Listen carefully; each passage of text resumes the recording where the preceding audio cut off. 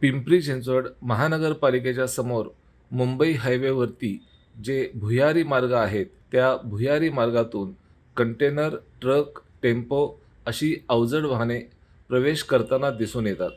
कारण भक्तिशक्ती चौकापासून ते नाशिक फाट्यापर्यंत फक्त एकाच ठिकाणी दिशादर्शक फलक लावल्याचे दिसून येते आणि तेही बरोबर भुयारी मार्गाच्या जवळ असल्यामुळे अनेक कंटेनर तसेच ट्रक या मधल्या मार्गे प्रवेश करतात. त्यामुळे इतर वाहन चालकांना ट्रॅफिक कोंडीचा अनावश्यक त्रास सहन करावा लागतो. या सर्व गोष्टी निदर्शनाला येऊनसुद्धा वाहतूक विभाग किंवा महानगरपालिका या प्रकाराकडे दुर्लक्ष करून डोळे झाक करत असल्याचे पाहायला मिळते. यातून काही अपघात झाला तर याला वाहतूक विभाग किंवा महानगरपालिका जबाबदार असेल का, ते पाहणे तितकेच महत्त्वाचे व गरजेचे आहे.